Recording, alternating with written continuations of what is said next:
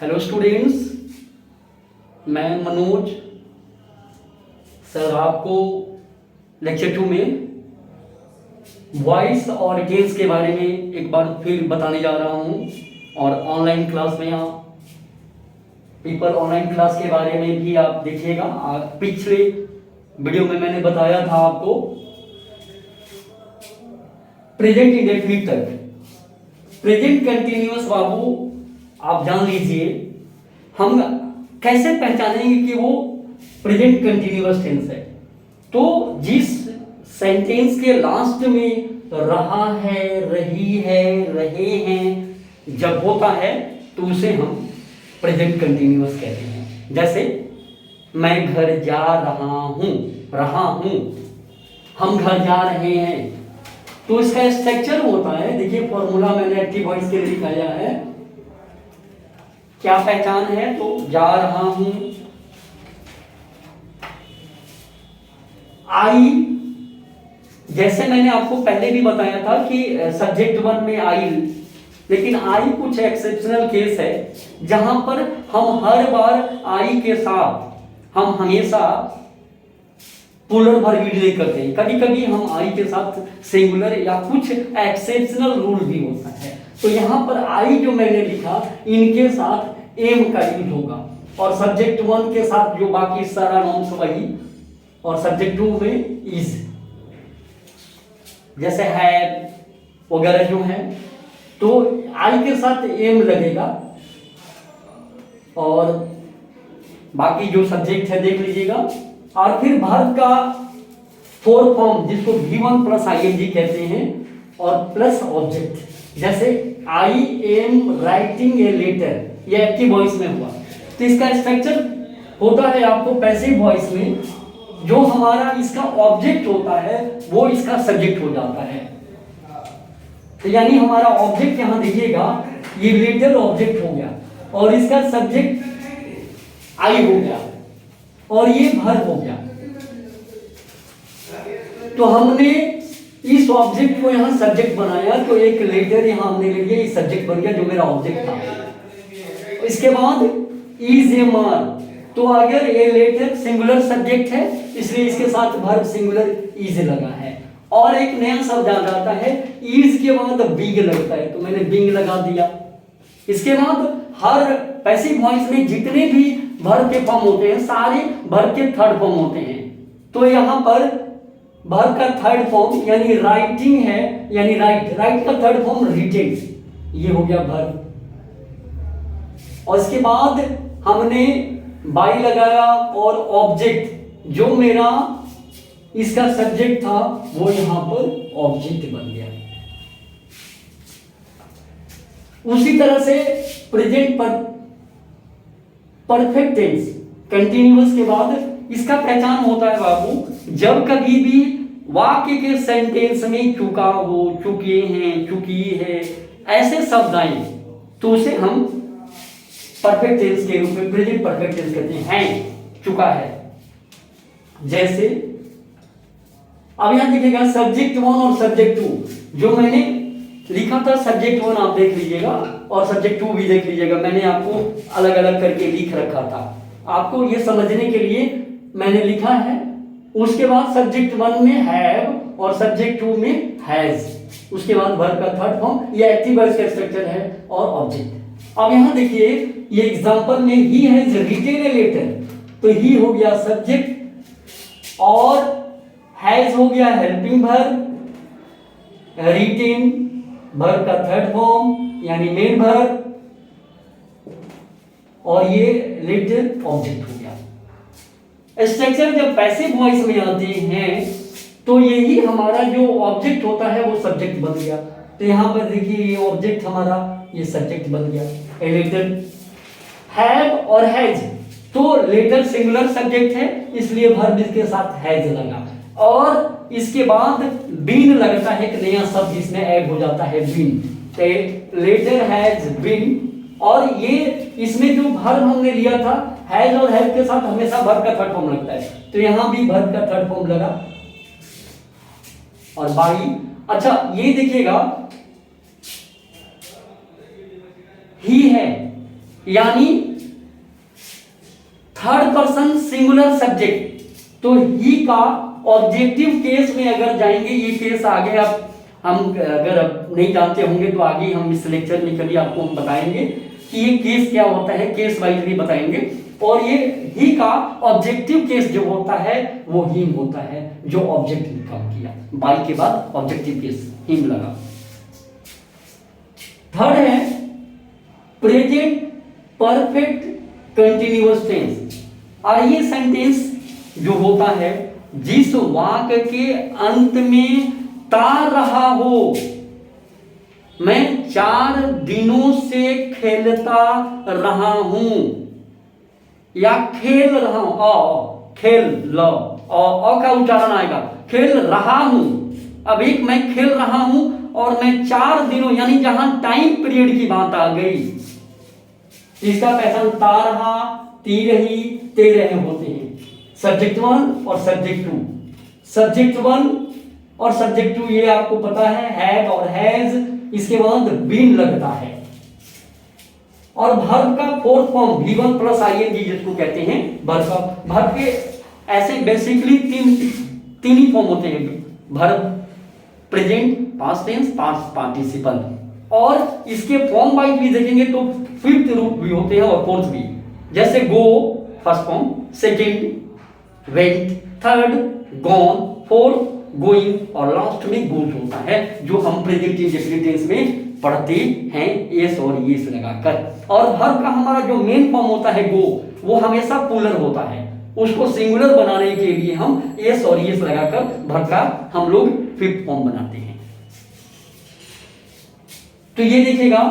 और इसके बाद V4 और 4 और सिंस आता है, इसके बाद टाइप 4 और सिंस जहां आए, 4 में और सिंस में अंतर इतना ही है कि जहां पर हमारा ड्यूरेशन ऑफ टाइम है, जहां पर फिक्स टाइम की बात नहीं है, 4 दिनों से, 4 साल से, 4 महीनों से, 4 वीक से, 4 दिनों से, यानी ड्यूरेशन ऑफ डेज, ड्यूरेशन है, लंबा समय का गैप है, वहां पर फॉर का यूज होता है। और जहां पर निश्चित टाइम का बोध हो, जहां फिक्स टाइम की बात हो, जहां पर हम ये कहें कि ये बहुत अच्छा है, फिक्स है, वहां पर सिंस कहें। जैसे सिंस मंडे, सिंस 1980,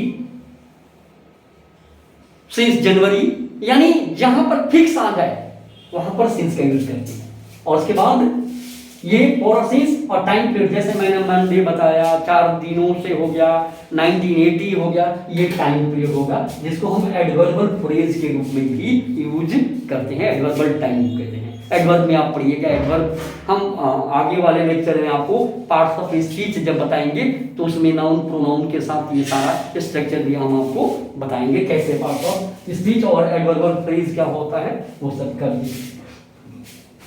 अब है जैसे देखिए example, I have been, I subject, have been ये हो गया हेल्पिंग वर्ब और राइटिंग मेन वर्ब। ये वर्ब के फॉर्म में जब बताएंगे तो भी हम क्लियर करते चलेंगे कि ये कैसे होता, मॉडल वाले में आएंगे तो वहां जिक्र किया जाएगा ये।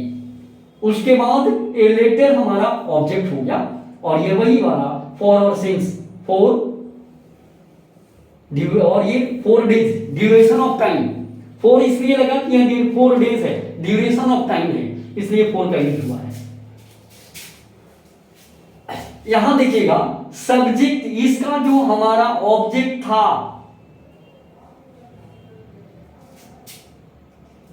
आई हैव राइटिंग ए लेटर, ये ऑब्जेक्ट, इसका देखिए सब्जेक्ट हो गया, ये सब्जेक्ट।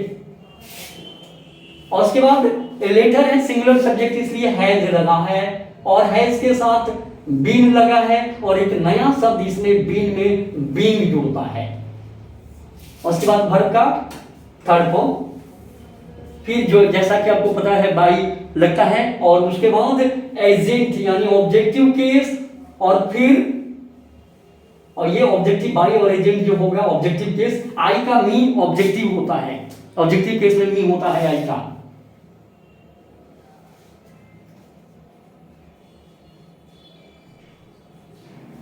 और यहां देखिएगा फिर ये ड्यूरेशन ऑफ टाइम 4 और 4 डेज टाइम पीरियड। अब आते हैं पास्ट इंडेफिनिट। देखिए बाबू पास्ट इंडेफिनिट टेंस में आप याद समझिएगा, जहां पर ता, ती, ते, यानी जहां पर आ, ई, ए ऐसे शब्द हो तो उसका पहचान होता है पास्ट टेंस। जैसे वह गया,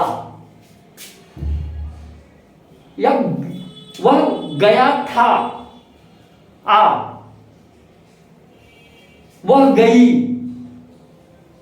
तो ऐसे शब्दों में वो गए, तो जहां ऐसे का उच्चारण आता हो वहां पर पास्ट इंडेफिनिट। जैसे सब्जेक्ट इसका, इसमें सारे सब्जेक्ट कोई भी है, सब्जेक्ट 1 हो, सब्जेक्ट 2 हो, कोई भी हो, इनके साथ हमेशा वर्ब का सेकंड फॉर्म लगता है, इसमें कोई कंफ्यूजन नहीं होना चाहिए। सारे सब्जेक्ट के साथ वर्ब का सेकंड फॉर्म और फिर ऑब्जेक्ट। जैसे I wrote a letter, I subject, wrote V2, right, wrote written, verb का सेकंड फॉर्म रॉट और फिर object I wrote a letter.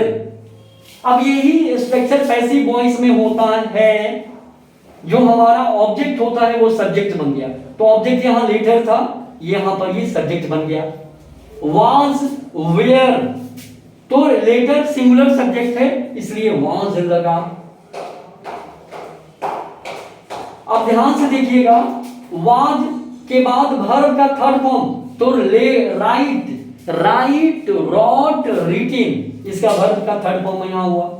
ये हेल्पिंग वर्ब हो गया, ये मेन वर्ब हो गया, बाई लगेगा एजेंट, और फिर मी ऑब्जेक्टिव केस, मी, आई का मी ऑब्जेक्टिव केस होता है। पास्ट कंटिन्यूअस टेंस में आएंगे बाबू, ये देखिएगा past continuous tense. Past continuous tense का आइडेंटिफिकेशन होता है, पहचान होता है, जिस वाक्य के अंत में रहा था, रही थी, रहे थे ऐसे शब्दों का जिक्र हो।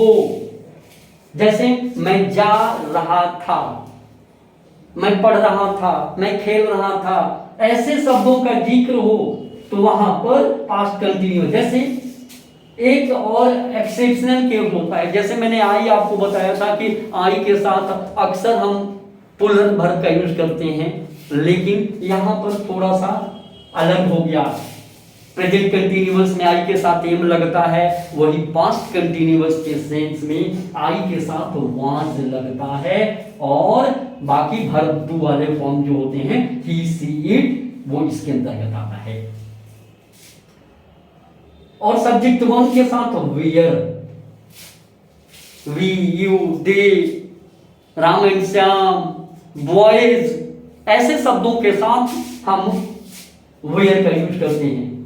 फिर वर्ब प्लस आईएनजी, V1, या जिसको हम V4 भी कहते हैं, गोइंग, और उसके बाद ऑब्जेक्ट होता है। जैसे I was writing a letter, यहां देखिएगा फिर वही subject, was helping verb, writing main verb, जिसको वर्ब 4 फॉर्म कहते हैं, और ऑब्जेक्ट। उल्टा में आइएगा, पैसिव वॉइस में वही स्ट्रक्चर होता है, बदल जाता है। जो हमारा ऑब्जेक्ट होता है सब्जेक्ट, यहां पर सब्जेक्ट आ गया ए लेटर, ये ऑब्जेक्ट वाला यहां सब्जेक्ट बना, और लेटर सिंगुलर इसलिए वॉज लगा, और एक नया शब्द इसके साथ बीइंग लग जाता है, नया शब्द बीइंग लग जाता है, और वर्ब का थर्ड फॉर्म बीइंग। अब यहां राइट का थर्ड फॉर्म, राइटिंग है तो राइट का ये थर्ड फॉर्म रिटेन, बाई लगा, और एजेंट मी, आई का मी ऑब्जेक्टिव केस हो गया। केस हम आगे की चर्चा बार बार कह रहे करेंगे, हम बताएंगे आपको। अब यहां पर past perfect tense, past perfect tense बाबू होता है जब कभी भी, आप देखिएगा स्टूडेंट्स, इसका पहचानने का तरीका, जिस वाक्य के अंत में चुका था, चुकी थी और चुके थे, चुका था, चुकी थी और चुके थे, जहां भी ऐसे शब्द आए, जैसे मैं खा चुका हूं, या मैंने खा लिया है, अब देखिए एक और बात थोड़ा सा समझिएगा, चुका है और अंतर क्या होता है थोड़ा समझना है। जैसे अगर आपसे कोई पूछा कि क्या आप चाय लेंगे, डू यू हैव टी या would you like to have tea, तो आप बोले no I have just taken tea. मतलब ये हुआ कि आप जिस समय आपसे बात हो रही है वो आपने चाय तो पहले पिया है, लेकिन आपका उस समय मन भरा हुआ है, मन नहीं कर रहा है, ये अर्थ हुआ है चुका का। तो चुका था, चुकी थी, चुके थे।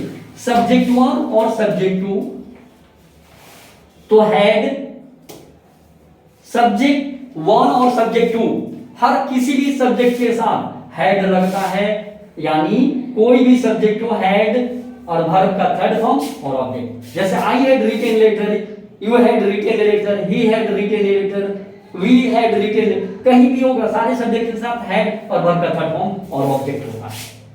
तो यहां पर आई सब्जेक्ट हो गया, हैड हेल्पिंग वर्ब और रिटेन मेन वर्ब और ए लेटर ऑब्जेक्ट। और यहां पर वही चीज पैसिव वॉइस में सब्जेक्ट सारे सब्जेक्ट के साथ हैड लगता है, बीन नया शब्द बीन लगेगा और वर्ब का थर्ड फॉर्म, जो वर्ब का थर्ड फॉर्म होता है वो लगेगा बाई प्लस ऑब्जेक्ट वही है, a letter had been written by me.